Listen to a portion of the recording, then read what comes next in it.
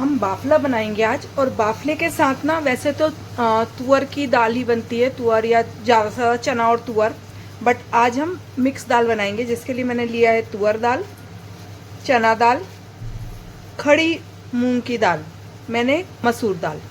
ठीक है, इसको मैं पका लेती हूँ 2 सीटी में, 2 से 3 सीटी लगाऊंगी मैं इसके लिए।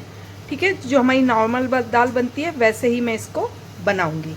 चलिए अब मैं बना के इसको फिर आपसे मिलती हूँ। ये देखिए, ये मेरी दाल हो गई है 1 सीटी 2 सीटी में। मैं इसके साथ चावल वगैरह भी बनाती हूँ, उसी स्टाइल से मैंने बनाया था। चलिए अब इसको हम बघार लेते हैं हमारे बाफले के लिए। इसके लिए मैंने एक मीडियम प्याज लिया है, 4-5 लहसुन लिए हैं, और एक अदरक का टुकड़ा लिया है। आप एक हरी मिर्च भी ले सकते हैं। ठीक है, थोड़ा सा धनिया पत्ती, थोड़ा सा मतलब थोड़ा सा ही डालेंगे हम यहाँ पे, जो प्याज के साथ भुन जाएगा। ठीक है, इसको बारीक चॉप करके और फिर मैं आपसे मिलती हूँ। ये देखिए, इसको मैंने काफी बारीक चॉप किया है। आप चाहें तो इतना बारीक नहीं भी करें, बट एक बार मिक्स जो दाल रहती है, एक बार जो मिक्स दाल रहती है उसमें आप बारीक करके डालिए, बहुत टेस्टी लगता है, क्योंकि दाल से बिल्कुल मिक्स हो जाता है। चलिए अब हम कढ़ाई की तरफ चलते हैं। हम कढ़ाई में 1.5 से 2 चम्मच तेल लेंगे। ठीक है, और इसको आप गर्म होने देंगे। और इस तरफ देखिए, मेरा पानी रखा हुआ है बाफले के लिए। बाफला बनाना शॉर्ट मेथड नहीं है, या शॉर्ट टाइम में नहीं बनता, उसमें बहुत टाइम लगता है। तो आप कोशिश करिए कि एक टाइम में 2 से 3 चीजें कर रहे हैं। जैसे यहाँ पे मेरी दाल बन रही है, इधर मेरे बाफले उबलेंगे, और उस तरफ जो थर्ड गैस है मेरे पास में, उसमें मैं भरता बनाऊंगी। तो इस तरीके से ये आधे घंटे से 45 मिनट में बनती है। अदरवाइज ये इससे भी ज्यादा टाइम ले सकती है।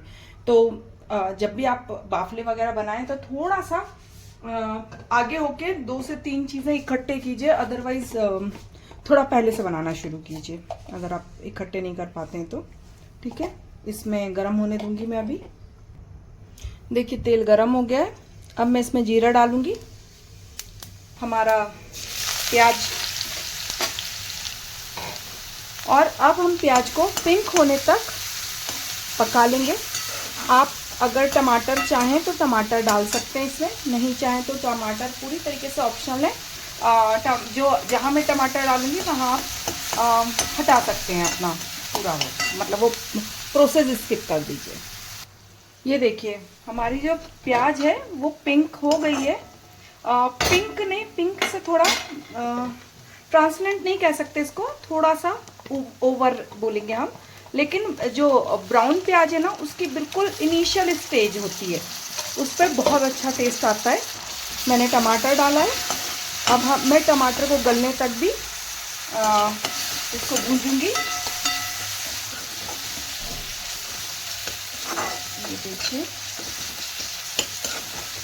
नमक डाल दूंगी ताकि टमाटर जल्दी गल जाए।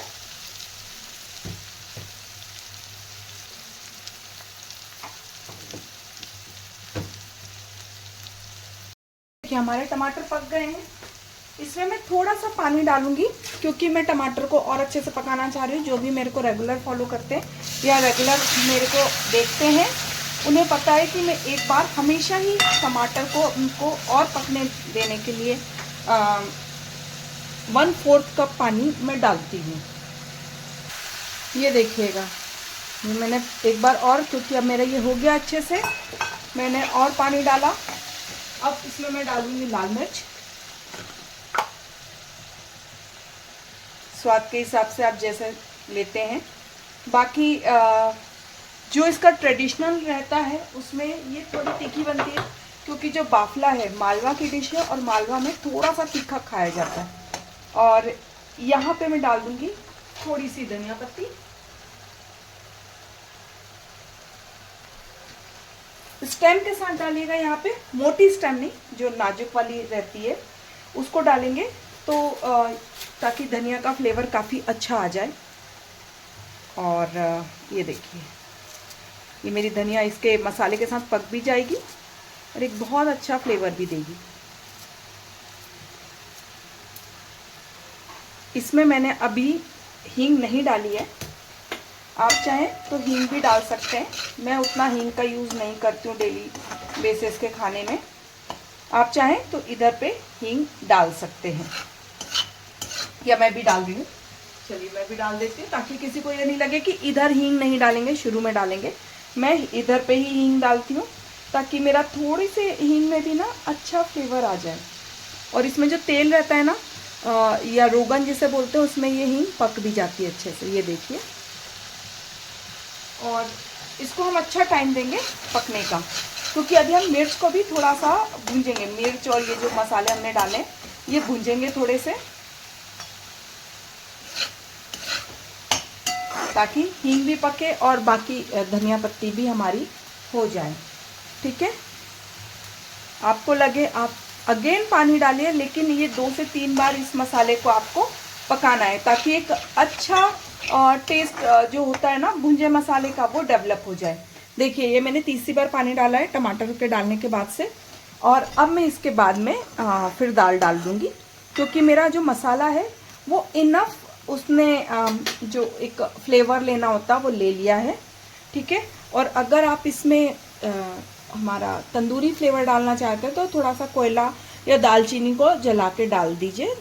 मतलब दालचीनी को लास्ट में जला के डालिएगा, अभी नहीं, थोड़ा सा जला के। और ऊपर दालचीनी में बस फ़ायदा ये है कि आपको उतना तामझाम नहीं रहता है, डायरेक्ट आप दाल में भी डाल सकते हैं, जो मैं अभी नहीं करूँगी, इसलिए मैं सिर्फ प्रोसेस बता रही हूँ आपको। मैं करती हूँ कभी कभी, लेकिन ऐसा बहुत रेगुलर नहीं करती हूँ। और ये जो तामझाम है ये काफ़ी ज़्यादा हो जाता है ना, तो मैं जनरली कई बार नहीं भी करती हूँ। जब मेरा काम ज़्यादा होता है तो मैं नहीं करती हूँ, नहीं तो अगर मैं सिर्फ दाल बना रही होती, बाफला का प्रोसेस नहीं कर रही होती, तो मैं ज़रूर करती हूँ। कि बाफले के प्रोसेस में ना बहुत बाफले भी बनते हैं, दाल भी बनेगी, भरता भी बनेगा, लड्डू भी बनेंगे, बहुत लंबा प्रोसेस होता है वो। लड्डू मैं नहीं बना पाए, मतलब रिकॉर्ड नहीं कर पाई हूँ, क्योंकि बहुत हेक्टिक हो जाता है एक साथ ये तीनों चीज़ें बनना। और अगर ये भी पॉसिबल है कि अगर ये बहुत लेंदी बनेंगे 20-20, 30-30 मिनट के, तो मैं 10-10 मिनट के 3 वीडियो डाल दूंगी, तो इट मे बी पॉसिबल कि ये भी हो, है ना। ये देखिए, ये पूरा अलग से आ गया, ये रोगन आ गया इसके ऊपर। अब मैं जब दाल डालूंगी ना, तो ये बहुत अच्छा लुक वाइज भी आएगा और वैसे भी रहेगा। ये देखिए, दाल डाला है मैंने, और इसमें अब मैं, आप खुद देखिए कितनी खड़ी खड़ी दाल है। अब हम इसको कढ़ाई में ही पकाएंगे, ताकि एक जो देसी फ्लेवर होता है ना वो डेवलप हो जाए, क्योंकि कुकर में वो चीज़ डेवलप नहीं होती है। तो मैंने सिर्फ ना शुरुआत का थोड़ा सा जो लंबा काम होता है ना, उसको तो मैंने यहाँ पे कर लिया था कुकर में, ताकि थोड़ी बहुत प्रिपरेशन हो जाए, नहीं तो अलग से तो बहुत ही टाइम लग जाता। और इसके बाद अब मैं इसको इसमें पका दूँगी। आपके पास बटला बटली हो, जैसे पुराने ज़माने में बटली में बनते थे खाने, मेरे पास हैं, लेकिन उसमें ना देखने में नहीं आएगा आप लोगों के, नहीं तो उसमें ना बहुत अच्छे से पकता है। ये देखिए, ये रोगन भी कितना अच्छे से ऊपर आया है। अब इसको पकने देंगे हम ढक करके। पकने दीजिए, मतलब आधा घंटा 45 मिनट तो आराम से लगेगा, इससे कम तो लगेगा ही नहीं। ढक के रख देंगे और पकने देते हैं। मैं पकने के बाद आपसे मिलती हूँ। अब होने दीजिए इसको, क्योंकि ये मैं बहुत ही देसी स्टाइल बना रही हूँ। मतलब इसमें ऐसा है कि बिल्कुल जो ठेठ गांव में बनता है ना, उसी तरीके से कि दाल, मतलब दाल बस मैंने थोड़ा सा हेल्प लिया है कुकर का, अदरवाइज वो लोग कच्चे दाल से भी बनाते हैं, तो वहीं से ही बस दाल मेरा ऐसा था कि वो 10 to 20% पक गया, बाकी वो कच्चा ही था। अब हम इसको इसी में ही उबालेंगे और होने देंगे उसको आराम से। ये देखिए, मैंने पलट दिया, क्योंकि मुझे लगा कि जब मैं देसी स्टाइल बता रही हूँ, तो ये देखिए मैं यहाँ से दिखा सकती हूँ आपको, तो मैं उसी बटले में ही बनाऊँ। ठीक है, तो मैंने इसको किया, ये मेरी मम्मी से भी पहले करके बटली है, जब वो बहुत छोटी रही होंगी तब की, हमारी नानी वगैरह इसी में ही बनाते थे। ठीक है, इसको मैंने एकदम ऐसे बर्तन से ढका है जो इसके बराबर ही हो। ठीक है, और अब इसको बनने देंगे, चाहे आप ऐसे ढकें चाहे आप ऐसे ढकें। ये तो बस देखने के लिए है, नहीं तो कढ़ाई में मैंने आपको बताया ही है कि हम कैसे करेंगे। ठीक है, चलिए अब इसको मैं होने देती हूँ, देन मैं आपसे मिलती हूँ।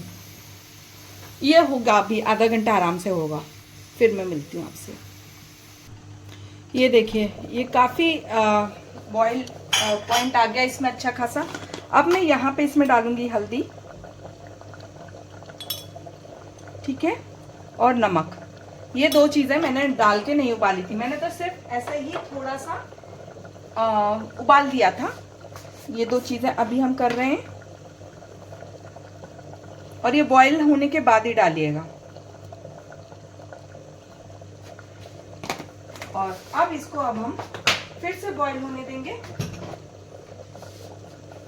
और बीच बीच में, मतलब ये तो स्लो प्रोसेस है, स्लो प्रोसेस में बनेगी ये दाल, तो बीच बीच में चलाते रहेंगे। लेकिन बीच बीच में चलाते रहने का मतलब ये नहीं कि हर 5 मिनट में, हर 20 से 25 मिनट में हमको इसको, हर 20 से 25 मिनट में हमको इसको चलाना है। ये देखिए तकरीबन 40 से 45 मिनट हो गए हैं। अब ये दाल मैक्सिमम पक चुकी है, ठीक है, इसमें अब कुछ भी वो नहीं है, सब अच्छे से घुट चुका है, ये देखिए, ठीक है। अब मैं, ये फिर भी अलग अलग दिख रही है, अब मैं इसको लूंगी और इसमें थोड़ा सा हम मथनी से मथ देंगे।